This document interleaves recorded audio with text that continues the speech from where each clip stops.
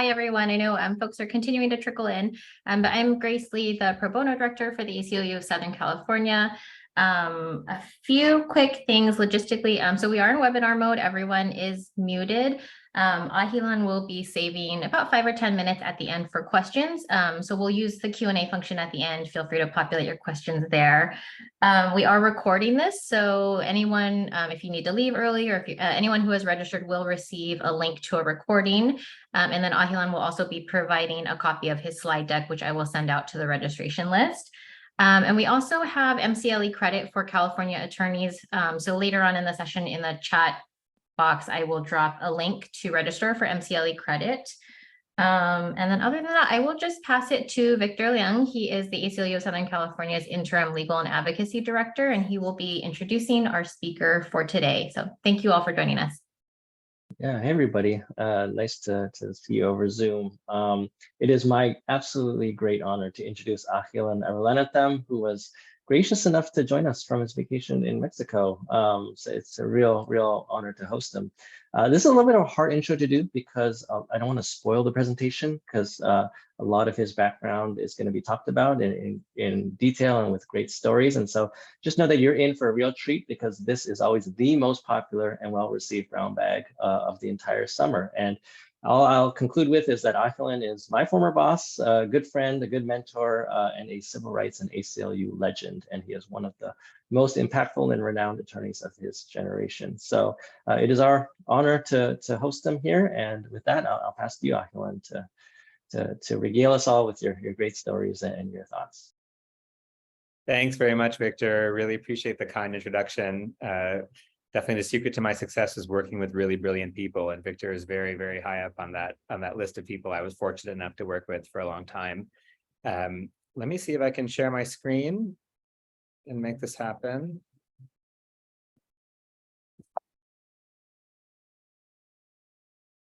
Can you see my screen? Yes, we can.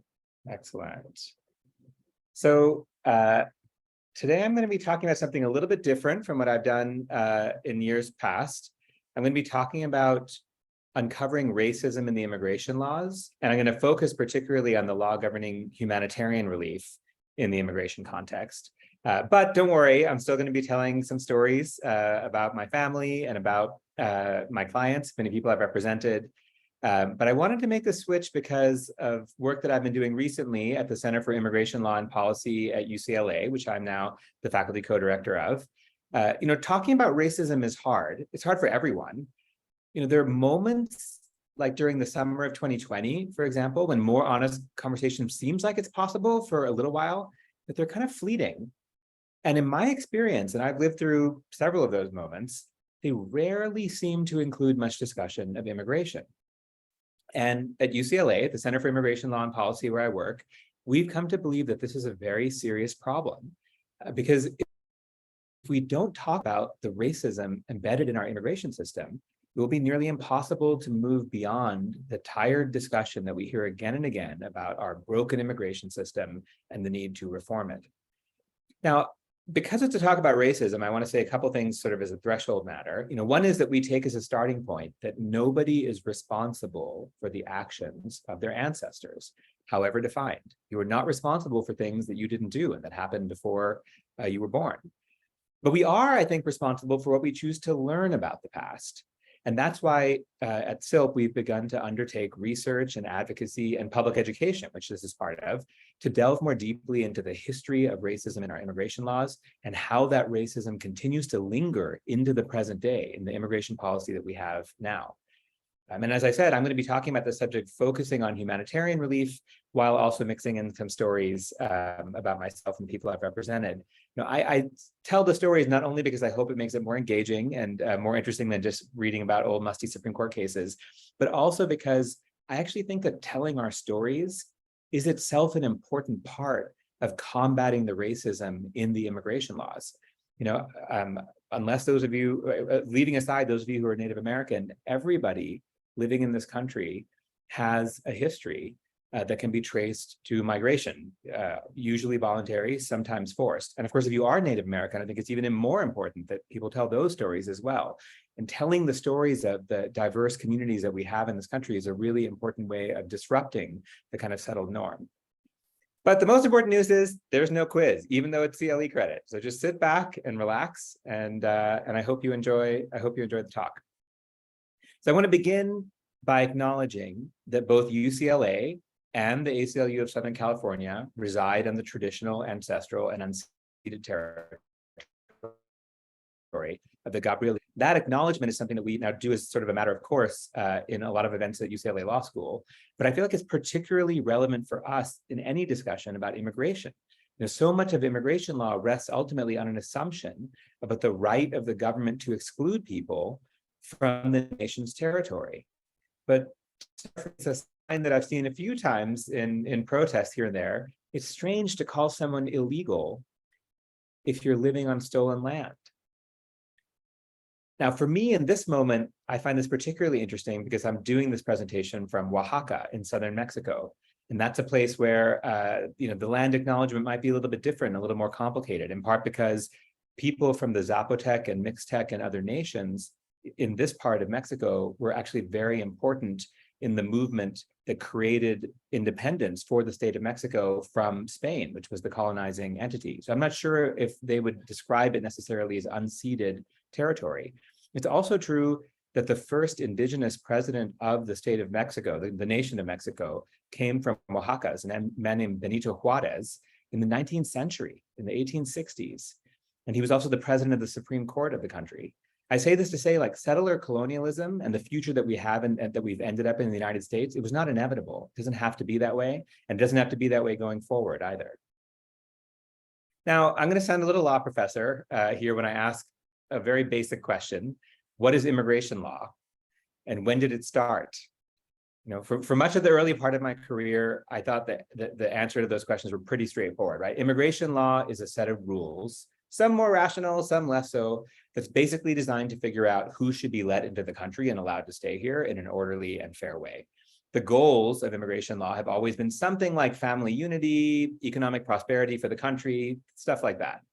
And the draconian aspects against which I litigated, both at the ACLU for many years and now at UCLA, those were really a product of the fact that the due process revolution, which came to the criminal law, hadn't yet come to the immigration system. So the enforcement system with immigration detention and deportation and the absence of a counsel, those were really just like vestiges of that prior period. And there were also obviously discriminatory treatment that we saw in the immigration system. Certain groups of migrants, like Muslims, for example, not treated as well as others. Well, those were a product of just sort of extreme events like 9/11, which led to these sort of paroxysms of discrimination, but they're just isolated bouts of things that will go away over time. As I've read and understood more, though, I've really come to rethink that picture. Elements of it are right, but I think the basic frame is fundamentally misguided. Immigration law from the beginning has been about that stuff in part, but it's also been about something else. It's also been about curating the racial composition of the United States. And it still is to this day doing that work, curating the racial composition of the United States. And if you see it that way, immigration law comes to seem older and look really different. Scholars rethinking the area have come to think of American immigration law not as starting with, the Chinese exclusion laws of the 1880s, which is what I would have been taught in school, and I'm sure many of you were who've taken immigration, but instead with the laws authorizing the ethnic cleansing of Native Americans from the colonies. And then the laws regulating the so-called importation, that is kidnapping, of enslaved people. The laws limiting naturalization to free white persons. That law dates from 1790. Chinese exclusion actually makes a lot more sense when you understand it as a continuum, a continuation of these earlier projects. Seeing immigration law this way also allows us to focus on how comprehensive the racial regulation work done by immigration law has been. The law completely banned the naturalization of Asian immigrants until 1952, for the first 150 years plus of our nation's history. That's the naturalization. As to immigration, just to get to come here, the law banned all immigration from Africa and nearly all from Asia, with just tiny exceptions from 1924 to 1965, decades of our country's history. Now, of course, those rules have changed now. Now the country quotas permit immigration from countries from Asia and Africa. But even today, the immigration law still works to structure the racial composition of a country, often in more subtle ways, but sometimes actually quite blatantly. So today, I'm going to tell you that story, with a focus on the humanitarian laws. And I'm going to talk about one, the law governing temporary protected status. And that's what actually we're going to spend most of the time today talking about, that program and the litigation under it. And then a little bit at the end, we're also going to talk about humanitarian parole. Temporary protected status protects people who are in the country. Humanitarian parole is how the government is the power the government has to bring people into the country for humanitarian reasons. In the past, I've given actually a very similar talk talking about the racism undergirding the enforcement side, the detention system and the deportation system. And maybe I'll do that. Next year. But today we're going to talk about humanitarian relief. So let me start then, as I've often done in the past, by telling a little bit about my own family and my own story. And it is actually sort of relevant because we are, in some ways, the kinds of people who would have come here on humanitarian relief. So I was born here in the United States, but my family is from Sri Lanka. This is a map of Sri Lanka. We're Tamils. That's an ethnic community that's dominant in northeast Sri Lanka. In the green and the sort of light blue, you can see those parts of the country. Now, my parents left Sri Lanka in the 1970s because they faced race discrimination and also sporadic violence that was targeting them and all the other people who were part of the Tamil community on the basis of their race. Now, to be clear, my parents didn't flee for their lives. They didn't leave at the point of a gun, but there was enough violence and enough job discrimination in particular that my parents didn't believe Sri Lanka would be a stable place for themselves or for the family that they hoped to raise. Now, when my parents came in the early 70s, it was just after the passage of the Immigration Nationality Act of 1965. They came here on a program that granted admission to doctors who were willing to work in underserved communities in the United States, in their case in New York. Seems straightforward enough, but as I just mentioned, programs like that were not open to people from Asia prior to 1965, just before my parents came. Before then, for nearly 100 years, virtually all immigration from Asia and from Africa had been banned. And the civil rights movement, led of course by Dr. Martin Luther King, who we see here, made changing that aspect of our immigration law a very high priority. They saw the need to end the prior quota systems as crucial for victory for the civil rights movement to remake the United States. And they did. They won a massive legislative victory along with others, but they played a huge role in creating the Immigration Nationality Act of 1965. And that did away with the ban on Asian immigration, and it represented a massive shift, paving the way for a generation of immigrants from Asia and Africa, including my parents, to come here. Now, in our case, sadly, that turned out to be a very, very good decision, because in July 1983, 5 months after my 10th birthday, there were widespread pogroms throughout the island of Sri Lanka by the Sinhalese majority against Tamil people. 3,000 Tamil people were killed in racial violence in the country. 150,000 people were displaced into refugee camps. And many of my relatives were among those who fled. I still remember, actually, my parents gathering me and my brother. We were sitting on the stairs of our house in Lancaster, California, which is where they had moved to a couple of years earlier. They told us there had been troubles in Sri Lanka and that our cousins, who we knew because we had visited a couple times, that they would be coming to stay with us. And we asked how long? And they said, well, it could be a few weeks, but it might even be a few months. It turned out actually to be for years. First, about 15 people, almost my father's siblings and their families, staying in a house in Lancaster built for 5. They eventually settled, many in the US, but actually others all around the world, some of them extremely successful people. But after they settled, the war continued. The war actually went on and on and on until 2009. And my parents took in more people fleeing, other more distant relatives, then friends of theirs, then the relatives of the friends. By the end, we had almost complete strangers staying in our house. For about a decade, there were people staying there. And this was not just us, it was actually quite common in the Tamil expatriate communities all around the world, not just in the United States, but also in Canada and Australia and England and in other parts of the world, in Africa and South India more than any others, and Singapore. So for me, what did it mean? It meant that I grew up in a crowded house. 2 years after I just got my own room, actually, I spent 2 years next to my brother sleeping on the floor of my parents' bedroom. I thought it was hard on me. Now I think about that, must have been really rough on my parents.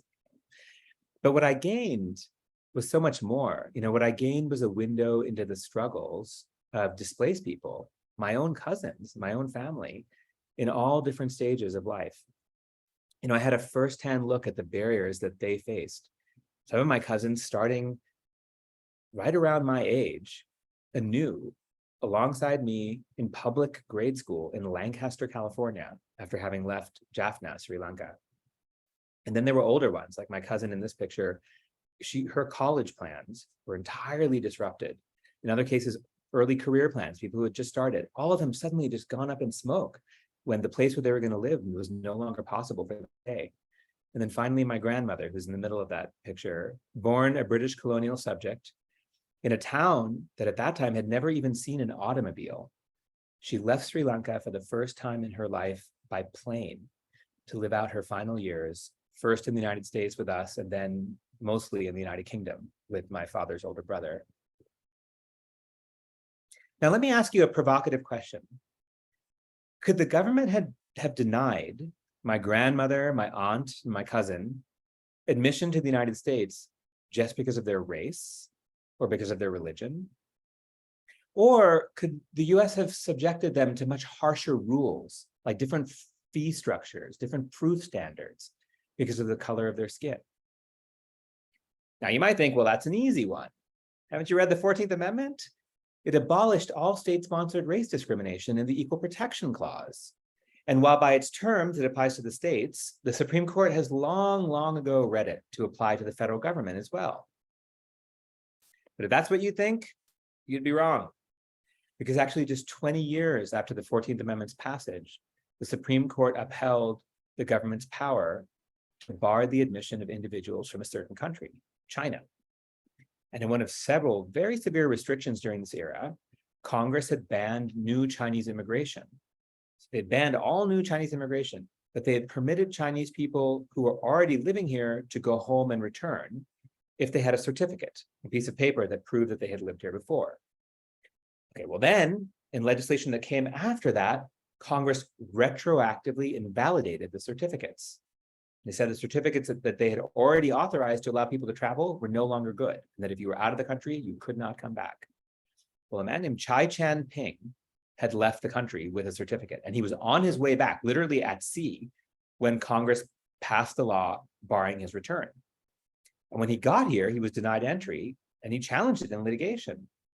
And the Supreme Court upheld that. They upheld his exclusion, even though he had the certificate permitting him to come back, finding that Congress could abrogate the migration treaty with China, which appeared to prohibit this kind of behavior, and also the Congress had plenary authority to regulate in the immigration area.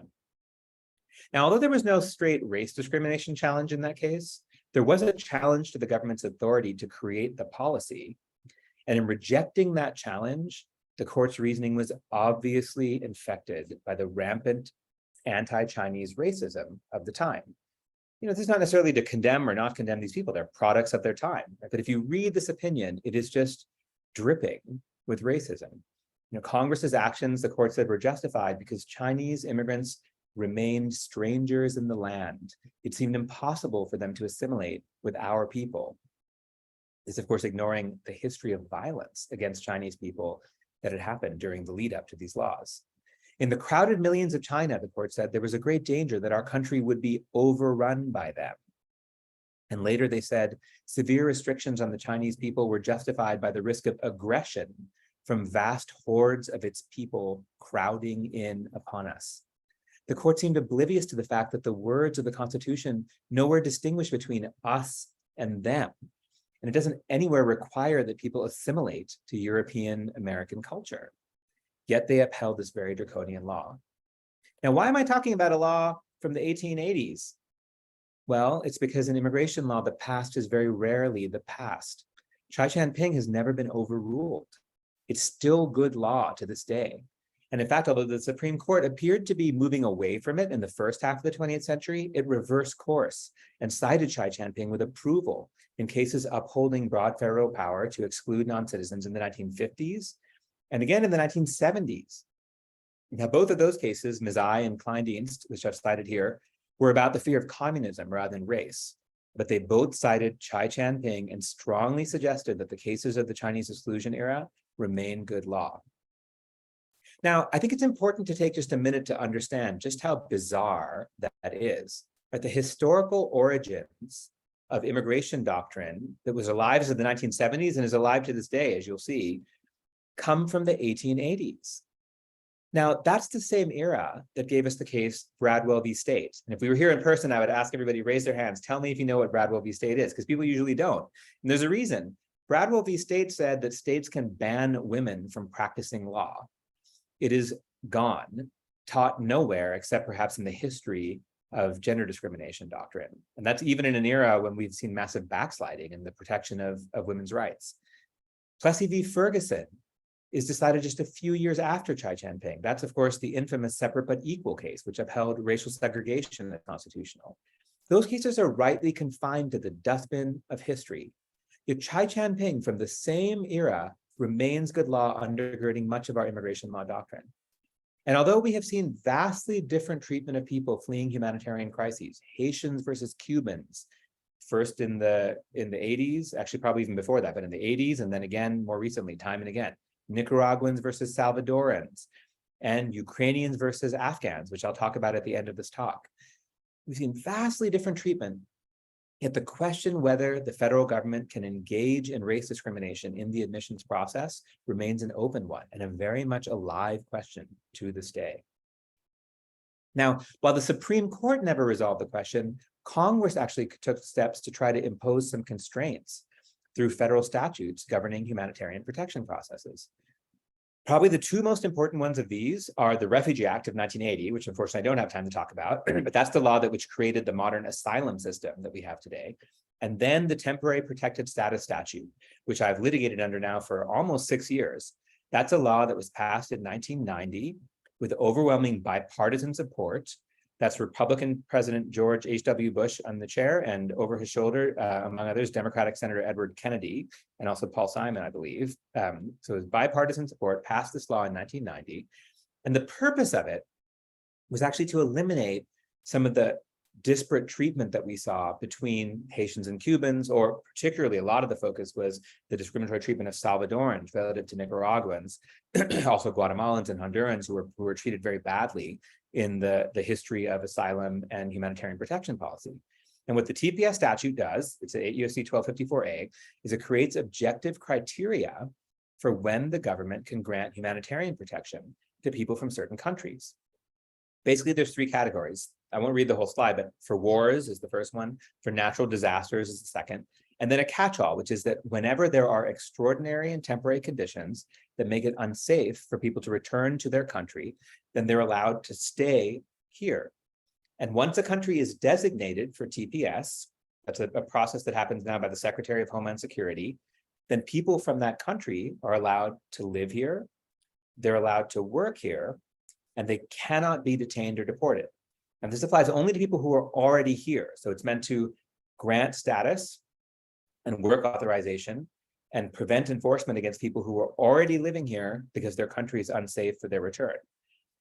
It also has a criminal exclusion. If you have a felony or 2 misdemeanor convictions, you are not eligible for TPS, but for others, they're entitled to apply. Now, the statute still gives the DHS secretary discretion to grant TPS in the first instance. It says the secretary may designate when those criteria are met, not that they have to do it. But it very tightly restricts discretion once the designation is in effect. If the Attorney General does not determine that the foreign state no longer meets conditions for designation, in other words, unless the secretary finds that things are now better in the country, the period of designation of the foreign state is extended for an additional period of 6 months. or the secretary can extend it for longer, for 12 or 18 months. And what that means is, if there are, say, a country like El Salvador continues to be unsafe for the return of its nationals, the secretary has to extend TPS once TPS has been granted and allow all the people from that country to remain here unless they have one of those disqualifying convictions. Now, over the years, there have been many TPS designations by presidents of both major parties, dozens of countries. Many were short. So, for example, President Obama granted TPS to Guinea, Liberia, and Sierra Leone during the Ebola outbreak, which some of you probably will remember, but then ended those after a single extension. So after 3 years, they were done. But others have lasted far, far longer, because sometimes problems in countries go on for a long time.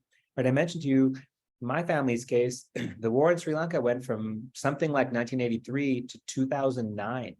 Really, really long time. It permanently displaced nearly all of my extended family. And that's not unusual, unfortunately. There are many countries that have had TPS for a very long period of time. And as of 2016, which is the year, of course, when there was a presidential election, there were about 400,000 people from 6 countries that had had TPS for many, many years. Most of them, you can see from the slide here, for more than 15 years. Now, anti-immigrant groups had long disliked TPS for exactly this reason. The fact that Congress didn't write a time limit that required TPS to end. Even though they said it was temporary, it was tied to the problems in the country. And if the problems went on for a long time, the humanitarian thing allowed the people to stay for a long time. So there was a group called the Federation for American Immigration Reform, or FAIR, an ironic name. It's an organization that's been labeled a hate group by the Southern Poverty Law Center. Very, very strongly favors restrictions of immigration, restrictions on immigration, particularly from non-white, non-European countries. And they wrote a policy report for the Trump transition team proposing elimination of temporary protected status. You heard that right. When candidate Trump had won the election, was about to become the president, FAIR wrote a report saying one of the things you should do is get rid of temporary protected status for all these people who have it.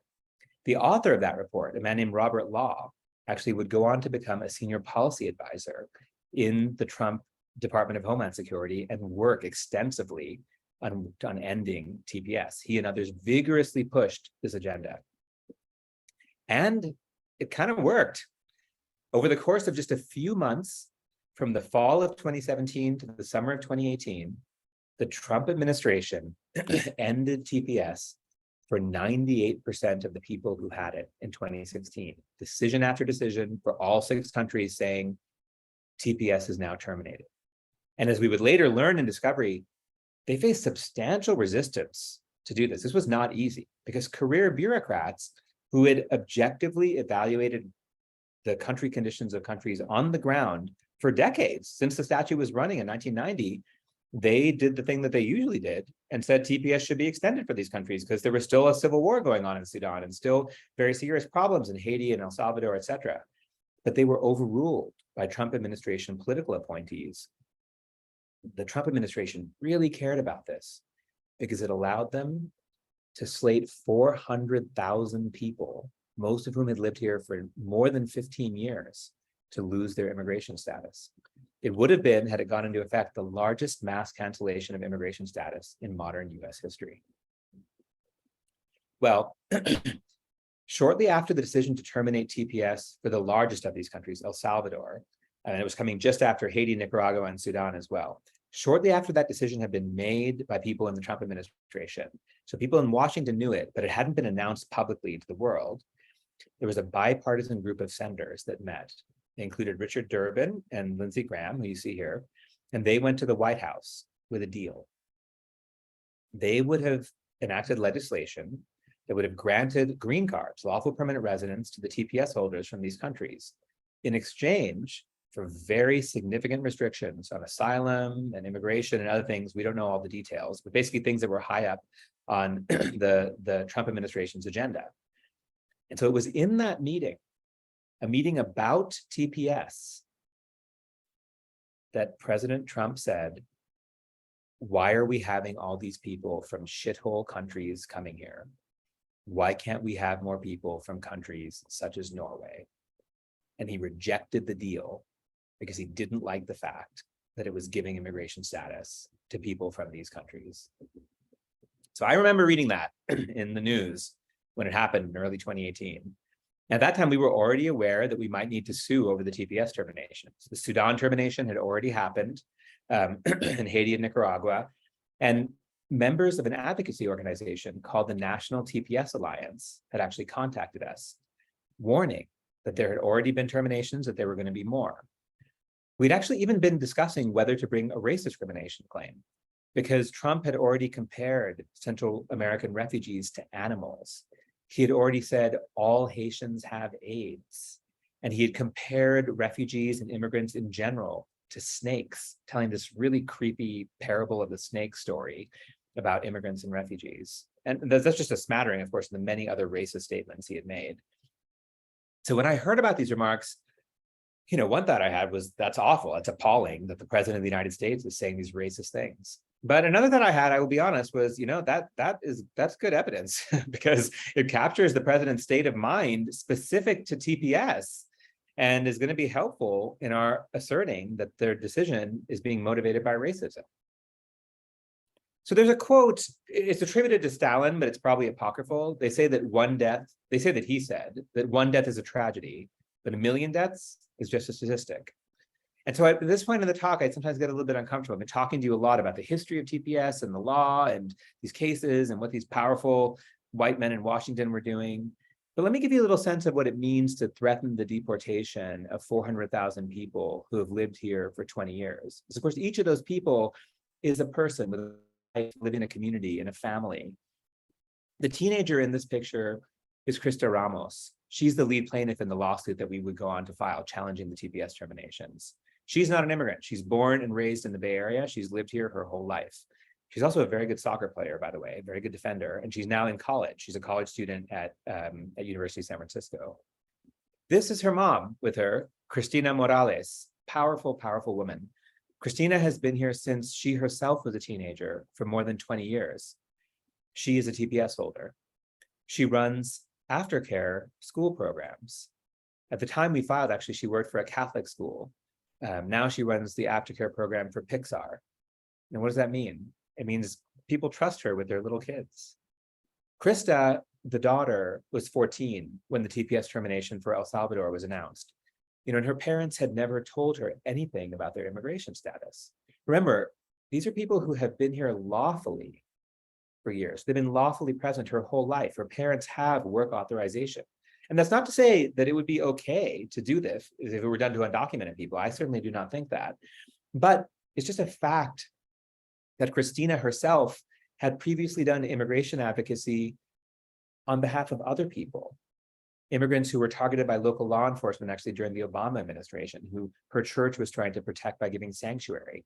My point is, these are not people who were living in the shadows. They were living with temporary status, but a status that had gone on for decades. And of course, Christina Ramos, the daughter, cannot be deported. She's a US citizen. But the TPS termination decisions put her and something like 270,000 other American children, who are the children of TPS holders, many, many of whom are teenagers like her, into an impossible choice. They can choose to live in their country. It's their country, they're American citizens, or they can choose to live with their parents, but they can't do both. That's the choice to which they were put by the decisions of the Trump administration during this time. So we filed suit in the spring of 2018, challenging the TPS terminations. And although we did make actually a novel due process argument based on that forced choice theory that I just explained to you on behalf of the American school-age children, our primary legal claims are quite orthodox. We said the government had failed to adequately explain its decision-making criteria in choosing to terminate TPS, even though the ground conditions clearly showed that they were continued to be justified. And we also said that criteria that they chose were contrary to the statute. Those were both claims under the APA. And then we said the decisions were motivated by racial discrimination, by racial animus against non-white, non-European immigrants in violation of the Constitution, the 5th and 14th Amendments. And at first, we won. The district court ruled for us on both theories, granting a preliminary injunction against the TPS terminations in October of 2018. And on the racism claim in particular, the court said the plaintiffs had raised serious questions about whether the actions taken by the secretary were influenced by the White House based on animus against non-white, non-European immigrants in violation of the Constitution's equal protection guarantee. It was an amazing day, an amazing day. Our TPS holder clients cried tears of joy. And to be honest, I did too. I mean, every time I think about the American teenage children in these situations, I tear up. It's so hard to imagine that choice that they're put through. And although the procedural posture has been long and tortured, and I'm not going to tell you all of it, but I'm going to tell you a little bit of it, that we won in October 2018 is still in effect. It's the only nationwide injunction against the Trump administration policy on race discrimination grounds to survive to this day. But of course, the government appealed. This was actually during the Trump administration, right? And this is the thing I sort of wanted to say to connect us back to the discussion about racism. Right? What on earth could they have argued to defend the claim that the president's action was not motivated by racism when he had said these things about TPS? And what they said was that Supreme Court has made clear that decisions by the political branches about which classes of aliens to exclude or expel will generally be upheld as long as they satisfy deferential rational basis review. And they spelled out what that looked like in their brief. Deferential review in this context means that if the court does not see any evidence of discrimination just in the four corners of the TPS termination decision itself, like in the Federal Register notice that actually publishes the decision, then the review is over. And there's no need, no permission. The court has no authority to look behind it and to see what the true motivation was, unless you can read it from the document itself. Even if the president announces on national TV that he's doing this because he wants more white immigrants from Norway, still, the court cannot look beyond the four corners of the document. Now, what could they possibly cite for such an absurdly deferential rule? Well, cases that trace right back to Chai Chan Ping. Trump v. Hawaii, which of course had upheld the Muslim ban, on a factual record, not quite as good as ours, but pretty close, had actually cited, employed a very, very deferential standard review, saying that review is limited to whether the executive gives a facially legitimate and bona fide reason for its action in the actual official document. And what did they cite? Kleindienst v. Mandel, that's the Supreme Court case from the 1970s about communism. And they said the power to exclude aliens is to be exercised exclusively by the political branches of government. And what did that cite for that proposition that there's sort of almost no judicial review available for these decisions, only very deferential review? Chai Chan Ping. Vast hordes of people crowding in upon us, that same racist rhetoric in the very pin site that the government cites in these cases. So the Ninth Circuit argument that came on that appeal was pretty interesting. You know, the first one was before a 3-judge panel. The TPS community is powerful. They're composed, the Alliance, right, is multiple established groups. The Central American Resource Center, CARECEN, the National Day Labor Organizing Network, NDALAN, the Haitian Bridge Alliance, Adhikar, which is a powerful Nepali immigrants organizing group, mostly focused in the New York area, but with people all over the country. African Communities Together, and then major unions, the SEIU and others. Most of these work under the umbrella of the National TPS Alliance, and the Alliance itself has committees of TPS holders in every state of the whole country. Highly organized and motivated, and they showed up at that court hearing. They held a rock concert outside the courthouse in Pasadena on the morning of the argument. In fact, we were not the first argument on the calendar. We were like the second, I think, if I remember right, argument. And it was so loud that we actually had to ask them to quiet down outside because you could like barely hear the people arguing in the courtroom because of the music that was outside. Afterward, we had a teach-in at the National Day Labor Organizing Network's office nearby. And that teach-in with dozens and dozens of TPS holders included, more than 100 if I remember right, was simultaneously run in 4 languages: English, Spanish, Haitian Creole, and Nepali. I felt like I was in the United Nations. Actually, there was no Arabic, only because the Sudanese people lived here so long, they all entirely speak fluent English. But the argument itself, what happened in the courtroom, was also really fascinating. It gave me the rare, unusual opportunity, at least for me, to discuss race discrimination issues with a judge appointed by President Trump. The man sitting on the right of my screen is Judge Nelson of the Ninth Circuit. And the middle judge is Judge Callahan, a George W. Bush appointee, also quite a conservative judge on immigration issues. And the judge on the far left is Judge Morgan Kristen. She was actually the only judge has the distinction of having been appointed first by Sarah Palin to the Alaska Supreme Court, and then by President Obama to the Ninth Circuit. So I'm going to play you a little clip of the argument when we turn to talking about the racism issue. First, we're talking about the president's control and whether the president had control or at least influence over the people in the DHS who were actually making the decisions. And then we kind of spin into a discussion about the president's statements. But you can't have it both ways, right? If you accept, yes, the president is, of course, influencing this decision, well, then the president's potential animus is relevant to a Fifth Amendment analysis of this.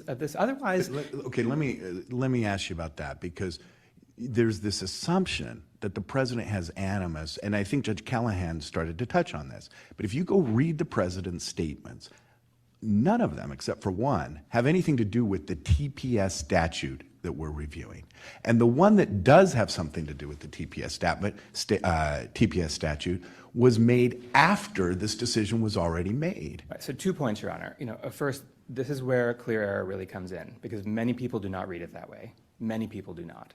And I think it's very... I'm very sensitive to that. I understand that there's a lot of views out there, but we are an Article III court, and you're asking us to make a determination that the president, as a legal matter, has animus. We're not. Isn't that... We're reviewing a decision made by a district court. Yes, Your Honor. And so exactly what are you asking us to review, please? We're asking you to find that the district court's reading, and there's a number of factual statements from, I think it's page 27 to 30 in that neighborhood, and also the irregular sequence of events as well, which he describes in very much detail, that those, as he raises serious questions as to whether animus is motivating this decision. Is that finding one that reasonable people can disagree on? That's the question, right? Let me just say one.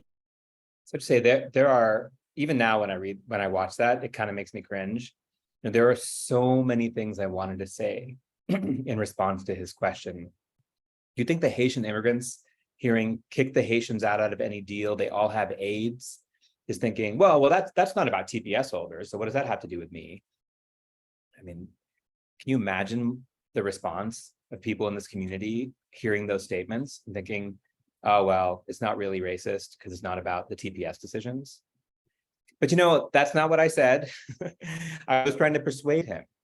So you see me using the euphemism S-hole, you see me talking about potential animus-based, and of course the main focus I have is on clear error. People can disagree about this. We don't have to all agree that the president's statements are racist. First to me, like, can you seriously believe they're not? Because all you have to do is defer to the district court's finding. That's something that I was taught, that when you're talking to people who may disagree when we're talking about racism, it's tough to use the word racist. It can cause people to shut down and feel very attacked in a way. So I was trying to figure out a way to make them find a way to write it without feeling themselves personally attacked, even though, of course, this is the man who was appointed by the president whose statements we're talking about. Well, it didn't work. So, it was always going to be a hard road in front of that panel for the reasons that I talked about. And the bottom line is that we lost, but we lost 2-1. And Judge Kristen wrote a very, very powerful dissent. But on the question about the president's racism, what the court said I thought was pretty interesting. It said the district court abused its discretion in concluding that plaintiffs present at least serious questions going to the merits of the equal protection claim. That's all we had to find, was that there were questions about it. That would be good enough, given the deferential standard, given the fact that the district court was just asking to be affirmed. And what the court said was, well, yeah, maybe the district court was right to find that the DHS secretaries were influenced by President Trump, and maybe it was also okay to find that President Trump expressed animus, meaning racism, against non-white, non-European immigrants, but there was no evidence linking those two. These two factual findings alone are not enough, as though the president had to write, I am ordering the DHS secretary to terminate TPS because I don't want people from shithole countries coming here. And anything short of that would not be good enough. Well, the good news is that is wrong. That is not the law. And we certainly were not going to accept it. And neither were the TPS Alliance. They were not sitting on their hands waiting for our court decision. They did nationwide bus caravans, even during the pandemic, to build support for their cause and highlight the role that TPS holders were playing as essential workers. Krista Ramos met the Pope. That's her in the blue shirt next to the Pope. And they campaigned for Joe Biden. So much so that the candidate Biden put on his website, and this is actually there until very recently, until the announcement of his running for re-election, that President Biden would order an immediate review of the TPS decisions and act to protect the TPS holders. We weren't done with the litigation either. We sought, actually, I should add, and the other slide here is them hunger striking in front of the White House and protesting over the TPS decisions. I mean, just an extraordinary set of political mobilization that they did. We weren't done with litigation either. We sought on bank review, which for those of you who may not know, is a process which allows a decision of 3 judge panels in the circuit courts to be reviewed and reversed by a larger set of judges. In most other courts, it's actually all the judges sitting on the court. In the Ninth Circuit, all the active judges vote, but then if you win the vote, the case gets heard by 11 judges that are randomly drawn because of the size of the Ninth Circuit. So we sought on bank review. We filed a petition saying this decision is not just wrong, it's so wrong that it should be reversed by the whole court. When we sought that on bank review, that had the effect of staying the decision of the lower court, of the 3-judge panel, which allowed our injunction to stay in place. So TPS holders were still protected. And that petition was pending when Joe Biden won the election. And all that campaigning paid off. President Biden, actually having put it on his website, and said he wanted to protect TPS holders. And so then we wrote a letter to the government saying, we would like to enter into a mediation and put this on-bank process on hold because your boss's boss, the president, has said that he's interested, thinks these decisions are wrong and wants to protect this community. Now, like I said, even if I could, I would not drag you through the whole history of that tortuous 16-month period of negotiation. Like I said, there was sustained political pressure by the TPS Alliance during that time period, including the hunger strikes. But I'll just say a few things about it. One, we were not able to settle the case. Not able to settle the case. One of many, many examples in which the Biden administration as a whole has not lived up to all the promises made by the candidate Joe Biden. And this is certainly one of those areas. Second, though, it's not like they did nothing. They granted new TPS designations for 2 of the 6 countries, for Haiti and Sudan. And then, in compliance with our injunction, as it required, they did give people lengthy extensions that were required by the court order, ultimately guaranteeing TPS. I mean, they had to do this, but they did them as generously as they could have, guaranteeing TPS for all people from all the countries through the June of 2024. And so that's why TPS was actually in effect and remains in effect at least through June of 2024 as of now. What they did not, though, do was grant new TPS designations for the other 4 countries, including the 3 large Central American ones, El Salvador, Honduras, and Nicaragua, and also Nepal. Between them, new designations for those countries would have protected probably something like 3 million additional people who have come to this country in the more recent past from those countries, because there have been so many problems in those countries going on since the original TPS designations. But they didn't do that, even though they certainly could have. And we didn't settle the case. So we went back to court and the case went on bank. The majority of the Ninth Circuit active judges agreed that that decision was really, really wrong. And although it's hard to know for sure, I have some reason to believe, just from something written in another case, not from anything inside, that one of the issues that troubled them may have been the panel's disposition of the racism claim. I was very happy to see that, and it got reset for argument in front of 11 judges. Judge Rawlinson here appearing by video and the 10 others in person. This is just from a couple of weeks ago in the courtroom in Seattle. And there I was preparing for argument again on this case, just 1 week to go, when the administration finally did what it had promised to do for the last 2 years. On its own, allegedly, although it was right before the on-bank argument, it finally rescinded the Trump TPS terminations, extended TPS. It did not issue new decisions, but it extended TPS for the remaining 4 countries, which thereby protected all of the people who are our clients, all the people who had TPS in 2016, so that every single person who had been targeted by the Trump administration in 2016 and 2017 and 2018 got to keep their TPS. All 400,000 people still had it. And then they filed a motion saying the case was moot and you should dismiss this appeal and we're going to ask the district court to get rid of the whole case. And as I said, they could have completely resolved the problem by issuing new designations and helping an additional 3 million people. They didn't do that, but they did at least protect all the people who had TPS in 2016. That made, by the way, for a totally bizarre on-bank Ninth Circuit argument. The same lawyer you can see behind my shoulder there from the DOJ, the same lawyer who had defended the terminations in front of the three-judge panel 3 years earlier, earlier, he was now saying that they were wrong. They were wrong, and the Biden administration didn't want to defend them anymore, and so he should be let out of the case. And I was saying that I was happy the TPS terminations were gone, but the court still needed to issue a ruling that the administration had broken the law, because without that ruling, the next administration could turn around and do the same thing again. Once again, outside the courthouse, the TPS community showed up in force. There were more than 200 people there, truly amazing. They rallied, they sang songs, and then they came in and filled 2 whole rooms, an overflow room, to watch the argument take place. Afterward, I was given the task of trying to explain what had happened, this bizarre argument, to the assembled group of, like I said, something almost 200 TPS holders and their families. And then a week later, the on-bank court ruled. They didn't get rid of the whole case, saying the whole thing was moot, but they allowed the government to dismiss the appeal. They said, you know what? This doesn't have to be in front of us, this on-bank court of 11 judges. We'll send it back to the district court, and the district court can decide whether the whole case is over or if it wants to issue a final ruling on the legality of the TPS terminations. Well, what does it mean? The TPS saga is still not over, right? It won't end for this community until they receive permanent residence, right? That's what you deserve if you've lived in this country for 20 years and built it. And I don't say limited to that. I think lots of other people deserve it too, but certainly this community deserves it.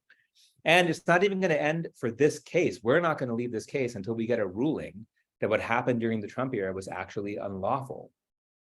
But leave aside the details and the procedural history of the case for a minute. And let me just ask you to think about this, right? Imagine if this were just a routine employment discrimination matter. The head of the company says blatantly racist things to some workers and then fires them for reasons that have no support in their job performance history. Easy case, right? Yet here, despite far greater human cost, the decision made by the most powerful people in the country, it's been a knockdown, drag-out fight to get any accountability at all. And when it comes to the racism, it would not surprise me if we ultimately fail to get that accountability. Sure, all the people are protected. That's incredibly, incredibly important. But we may not get a final judgment on this case at all. And if we do, it may just be limited to the fact that the administration violated the Administrative Procedures Act. It's not at all clear that we're going to get a final ruling on the race discrimination claim, although I certainly hope that we do. Everything these people have fought for through the past 5 years at bottom may ultimately just leave them in the same place they were in 5 years ago. And that, at its most basic level, that is the legacy of Chai Chan-Bing operating in our law, making it so, so difficult for these kinds of claims to be litigated. So I know I've talked for a little while, and that's most of the talk, but I want to switch gears just for a bit here and talk a little bit about humanitarian parole. It won't take long, but I wanted to mention it because we want to believe that all this modern racism was just happening under the Trump administration. And of course it was so blatant and out in the open what they were doing. But unfortunately, it's not that simple, because structural racism embedded in the immigration system, it operates deeply. And that means it doesn't just operate when you have people who are sort of explicit, overt racists in power. It also happens through the normal functioning of the immigration system, and even with decision makers like those that we've had under the Biden administration. So let me tell you just a little bit about humanitarian parole. It's a power that the executive branch exercises, both by statute in 8 U.S.C. 1182 D5A, that's the provision, and also inherent in presidential power, to allow the president and other people in the executive branch, acting ultimately under the control of the executive branch, to take into the country from abroad for urgent humanitarian reasons or for significant public benefit people who are outside and just want to be let in. Now, as you all no doubt will remember, this picture comes from August of 2021, when the US withdrew from Afghanistan, effectively ending the war there, if not the conflict, at least the US military presence. It took thousands of people out of the country during and immediately after that withdrawal, people just taken on planes and quickly brought in, thousands of them, and then they were processed afterwards for parole here. But of course, there were many, many more thousands left behind. And Afghans, raised in this country as Middle Eastern or brown and mostly Muslim, were there still stuck, many of whom had worked very closely with the United States and were our allies. Now, of course, we're in danger from the Taliban government, which had come to power. Well, ostensibly to protect those people, the government created a parole program, a humanitarian parole program, supposedly to allow people from Afghanistan, even after the pullout was over, to come to the United States. And for the first couple of months, that program actually worked, and some Afghans did get in under it. But then it pretty much stopped. Even though there were thousands of people who were continuing to apply, including many who had worked closely with the US military, human rights activists, many of whom were women, and various others facing grave threats from the Taliban, the government just stopped taking people. They still were taking applications. To apply for this program, you had to pay a fee. In fact, the government took $20 million in fees from Afghan parole applicants. You had to send in a paper application, which means you had to somehow get to a printer, and download this form from the internet and print it out. Each individual member of a family had to do that separately. So there were actually a few cases of a child getting parole, but the parents denied, or the brother getting it and the sister not, and things like that. And to qualify, you had to show that you were individually targeted for harm by the Taliban.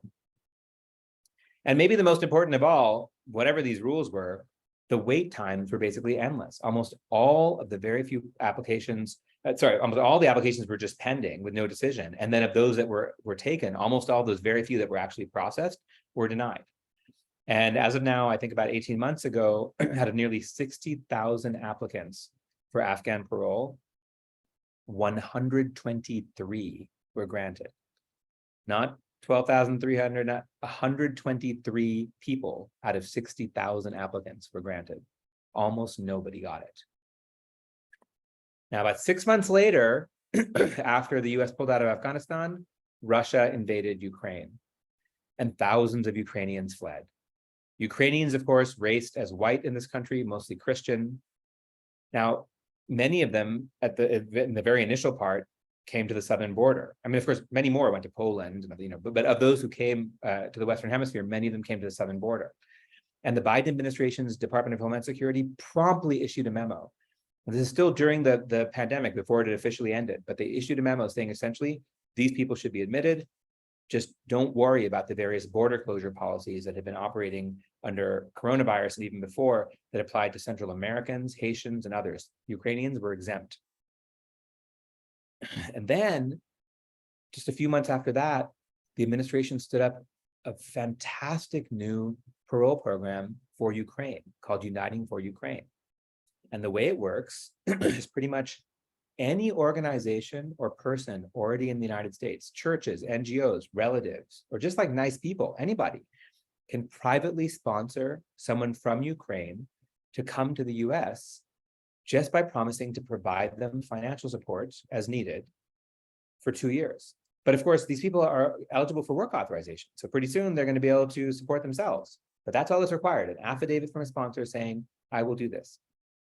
Then once the DHS approves that, the sponsored Ukrainians can fly here and they get paroled into the country upon entry at the airport. They do this online. There's no paper. There is no fee. It doesn't have to be done person by person. A family can do it rather than on an individual basis.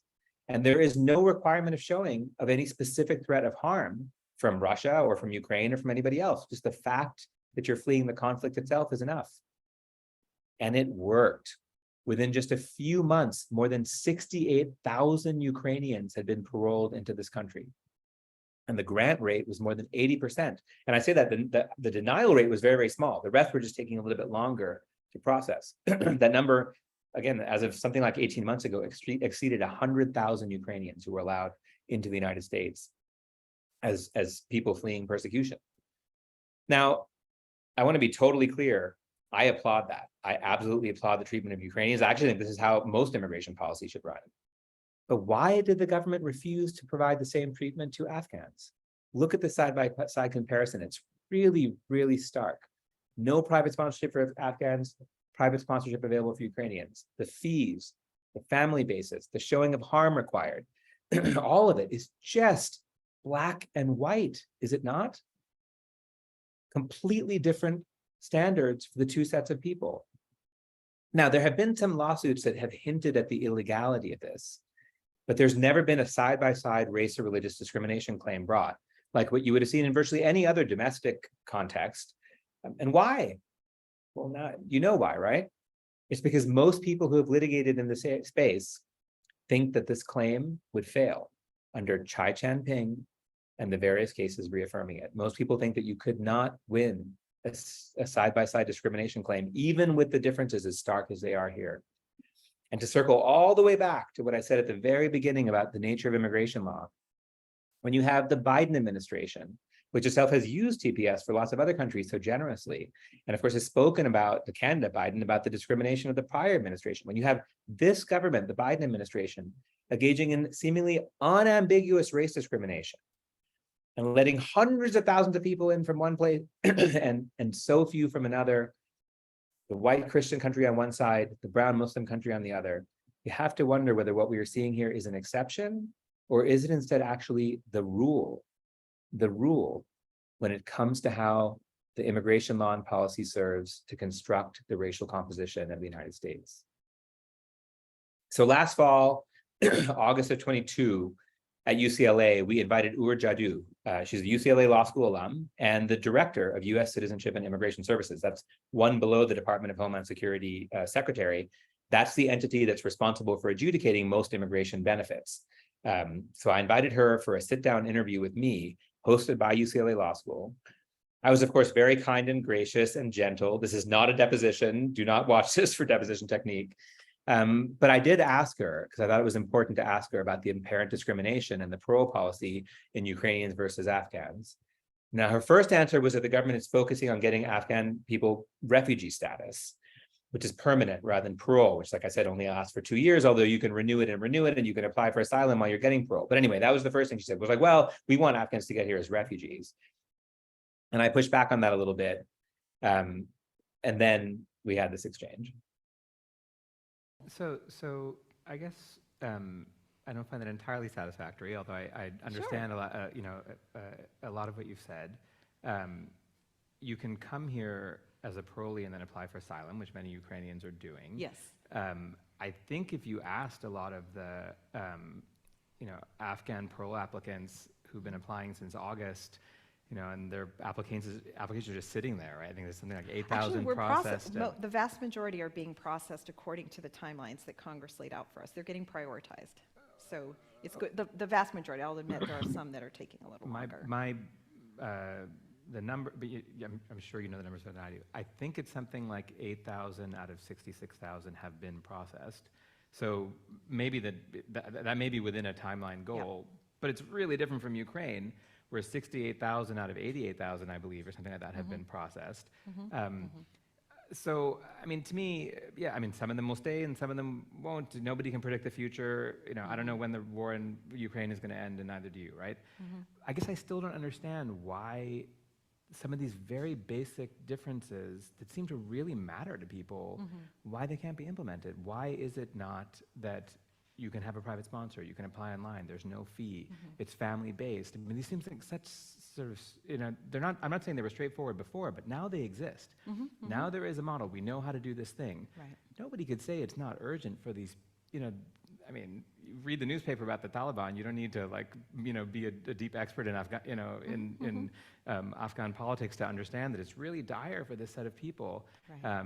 And I'm sure you could make the case for other places in the world too. Like, is there a reason why this isn't the way the system could look? for not maybe for every parole situation everywhere, but at least for these other quite acute situations like Afghanistan. Yeah, and part of it is people can't get out of Afghanistan, get on a plane the way they can in Ukraine, and have a current valid passport that they can provide us up front, to provide us all the information we need to vet up front, as we do with anybody who's coming into the country. So, and that's something that I know fellow agencies are working through. It's not in our area, but we are processing people that are outside of Afghanistan. We don't have a presence there. I know that the Department of State does not have a presence. We don't have a presence there. Unlike in Ukraine, we do, and we have a relationship with the government there. So it's a little bit different. I recognize that there are some facts that are very similar, absolutely, but there are a lot of other facts that are different, that are necessary for a program to be successful. And that's why I say it's very fact specific. But I do want to note, we're not ending here. We have not given up on our Afghan allies. So again, there are things I wanted to say. That some Afghans don't have passports doesn't explain why they have to pay a fee and can't have a private sponsor or apply online. Pakistan actually at that time there were thousands of Afghans in Pakistan, but the US Embassy in Pakistan was also not processing people for parole. So I didn't find that particularly satisfactory. And then shortly after this event, actually, the administration shut down the Afghan parole program entirely. I do think, though, that pressure from many people in the immigrant advocacy community like us and particularly talking about so much of the race discrimination in this process probably did have some role in helping the administration sort of push them to create a different program, which they created in January, which is to provide parole to people from Cuba, Haiti, Nicaragua, and Venezuela. And it's not exactly the same as the Ukraine program, but the basic model, private sponsorship, online filing, no fee, is similar. And it has actually created the possibility for about 30,000 people a month, which is a lot of people, to come from those countries. And that has been an important victory. Of course, it was immediately sued by the state of Texas, among others. And now at the Center for Immigration Law and Policy, we're litigating with actually others to represent a set of private sponsors who are arguing in defense of the government's parole authority. It's sort of ironic to me. We're defending the Biden administration's parole policy, even though we see it as like quite inadequate in the fact that it didn't include, for example, El Salvador, Guatemala, Honduras, and other countries that deserved it. And of course, doing this allows us to point out it's sort of strange that the state of Texas didn't sue over the Ukraine policy, even though they've chosen to sue over the one involving Cubans, Haitians, Nicaraguans, and Venezuelans. And at least for us, we don't just say it's strange, we say that there is no other explanation for this than race discrimination. And that case remains pending. That case remains pending, the struggle remains pending. I feel like it could be the theme of the entire thing, right? At times it feels never ending.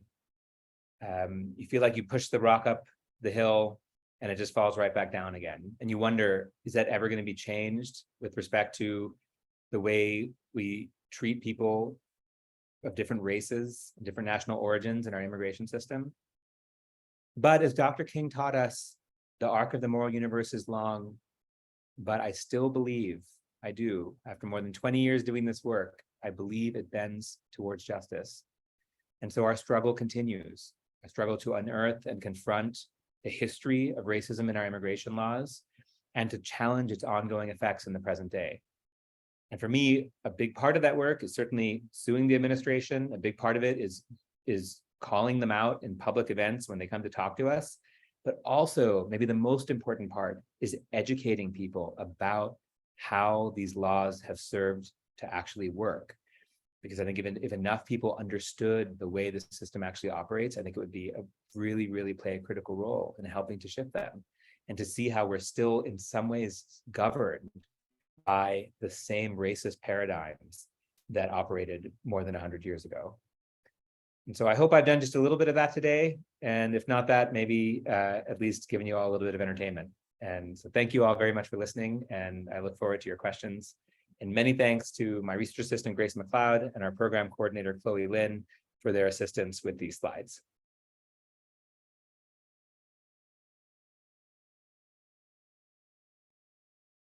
So, Victor, I could just take, there's a question in the Q&A. I could just take it there, or Grace. I'll just take that one to start with, and then I don't know if either of you have thoughts about how else to do this. I'm going to stop my share.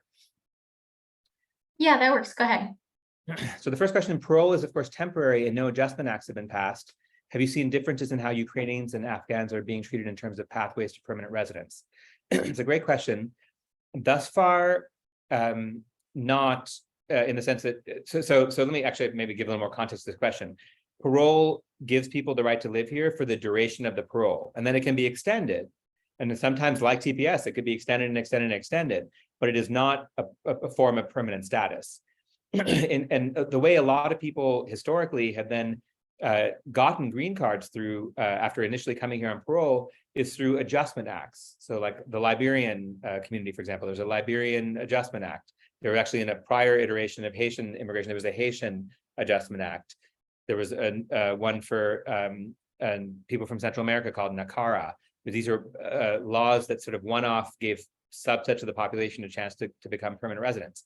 Thus far, neither for Ukrainians nor for Afghans have there been adjustment statutes, and I don't have a sense of whether it's possible that one might move more than another.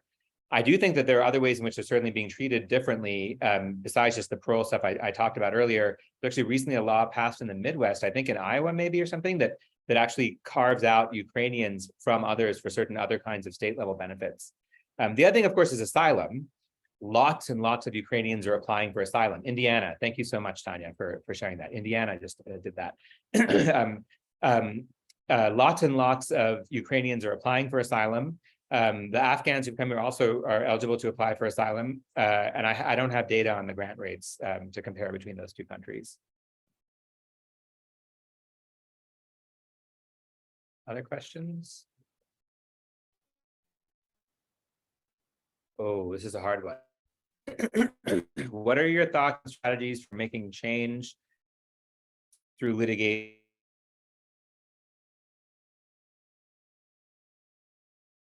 I think that there was a time in the career of civil rights lawyers going back for decades when people really believed that you could fundamentally fix some of the anachronistic, racist, and in other ways anachronistic features of the immigration system through litigation. And my work on counsel, which I've talked about in prior versions of this talk, and the work on detention, the fact that the ICE runs a prison system, but there's no jury trial right, that there's no right to an appointed lawyer for people in facing deportation proceedings, with only certain small exceptions, like for people with serious mental disorders, that thought that those could be fixed, and we could recognize deportation as the punishment that it is, and make other changes to the system through litigation. I now really don't believe that anymore as a whole. And there certainly can be exceptions, but I think as a general matter, given the composition of the Supreme Court, I think it's very unlikely to see that kind of progress come through litigation. That being said, litigation can still serve a powerful tool. I mean, if there hadn't been litigation, the 400,000 TPS holders would have been stripped of their status, and that never happened. And that was true even though the case never went to the Supreme Court. And that's just one example. You could say the same about DACA. You could say the same about many, many different kinds of policies during the Trump administration, and even from before, detention policies, et cetera, that have served to protect people. So I think litigation can play a role in preventing things from getting worse.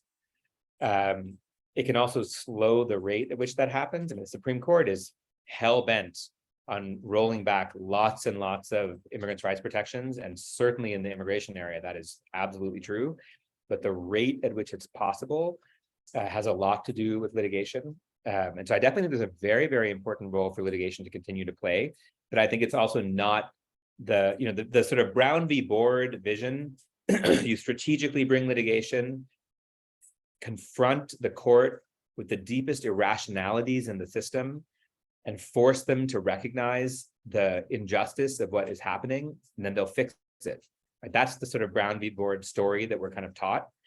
I think that is not for me in the cards in the way that it was when I started my legal career. There's a question about, is there a relationship between TPS and the refugee cap, the cap on number of refugees who are allowed into the country? So there's a statutory authorization, and then it's set by the administration every year, the goal of the number of people they'll let in as refugees. Those are people who are coming in through the process set up in the statute under INA section 209. They're brought from, usually from refugee camps, but from other parts of the world, and they come here with a pathway to permanent status. Within 1 year, I think, if I remember right, they can get a green card. But that number is capped at a certain number of people. I can't remember now. It's 100,000, something like that. It's something in that neighborhood is a cap. Probably somebody can tell me the answer. Something like that. That has no connection, to answer your question, to the number of people who are eligible for TPS. TPS is a different, it's not even a pathway to permanent residence, but it's a different form of protection. It's done on a countrywide basis. So in theory, is not supposed to be based on the number of people who are here from that country. It's supposed to be based on an objective assessment of the country conditions in that country. Although, as we have seen, it's obviously subject to manipulation to some extent. And the Biden administration has used TPS quite aggressively to grant TPS to a whole lot of countries. And in doing so has protected a lot of people, but on a temporary basis. And that number has no effect on the number of people who are allowed to come in under the refugee cap. I say no effect, it has no legal effect. You know, all these things are related from when it comes to the politics of the situation.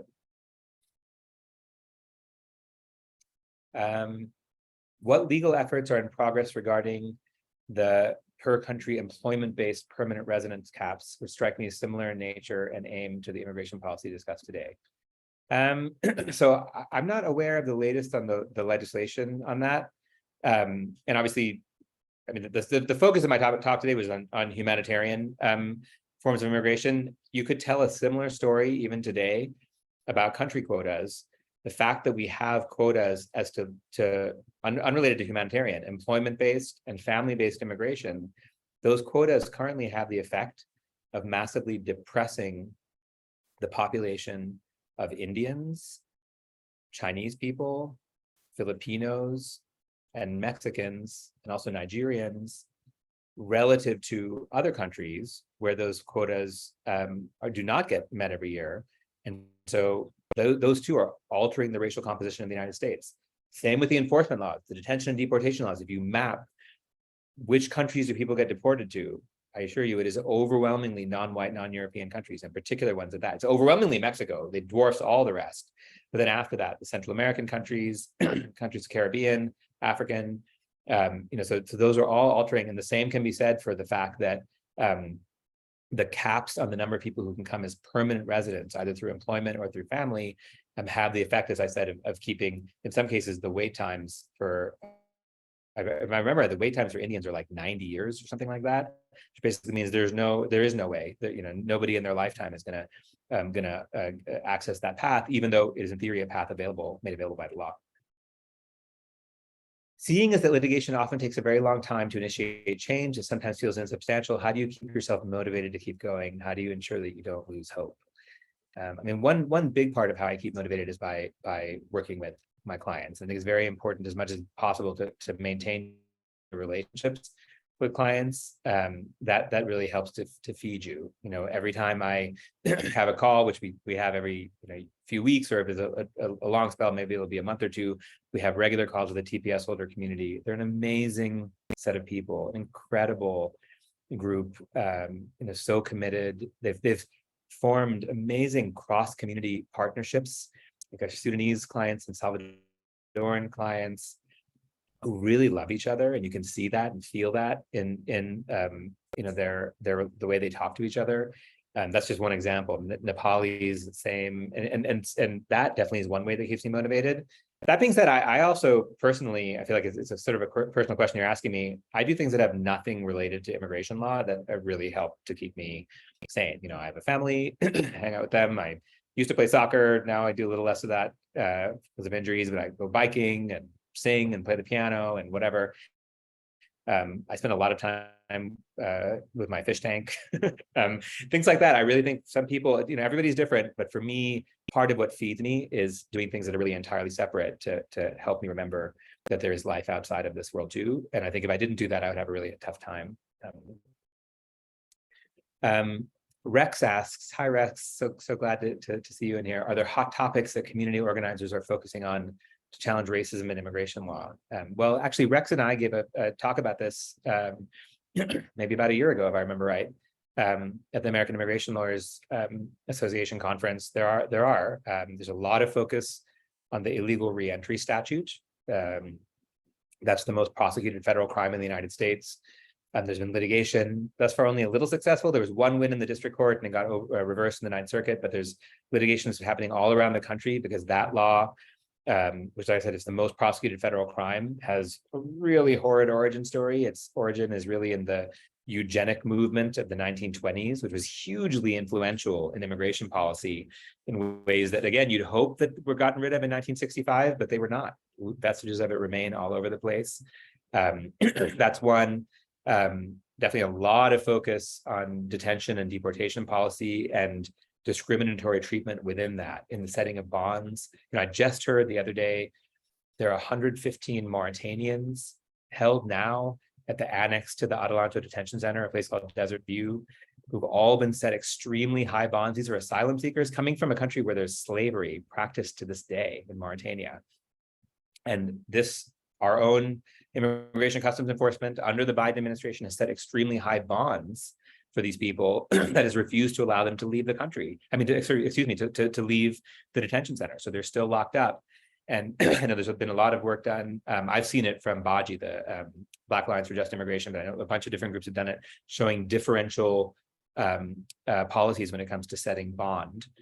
Which is of course critical to allowing people to be released from detention. And that's just a couple. I know there's so many others, but there's a lot of issues like that are continuing to get attention from people in the immigrants' rights movement. As a whole, I would say I feel like the move in 2020, which of course brought racial consciousness in a new way to so many parts of the country, it had a really beneficial effect in the immigrants' rights community as well. Lizzie asks, has other litigation successfully challenged the Afghan parole program? What arguments could be made that might be more successful than a race discrimination lawsuit? So there's a fantastic suit filed by the ACLU of Massachusetts, among others, that challenged the program, and particularly the shift from, like I said, it worked well for the first few months, and then they just changed their mind and essentially closed the door.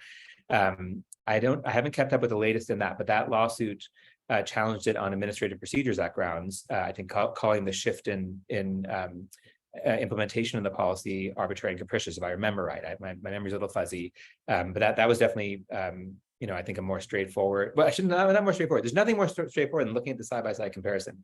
But given the doctrine and given the warping effect that Chai Chan-ping and these other cases have had in preventing us from talking about race discrimination in an open way, from a litigator standpoint, it turns out that the APA is a more straightforward way to challenge what happened there. Than bringing a race discrimination claim, which really ought to be the most straightforward way to challenge it. Other questions? I think we may have exhausted our audience.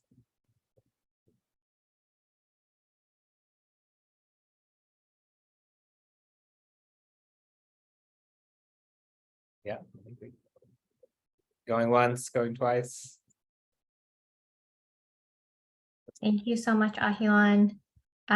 So for anyone who joined the session late, we will be sending out a link to this recording, and Ahilan will also provide his slide deck. And before you log off, if you want to get MCLE credit, just be sure to fill out the registration form that I linked in the chat. Other than that, we want to say thank you. I know everyone's muted, but if we were in person, it would be a large room of applause for Ahilan. Thank you so much for your time, especially from Mexico. Always happy to see updates to this talk. And thank you so much again. It's always a pleasure to do it. Thank you so much for hosting, Grace. I really appreciate it. Thank you all. Thank you all for listening in. Appreciate it. Thanks, everyone. Bye. Thanks.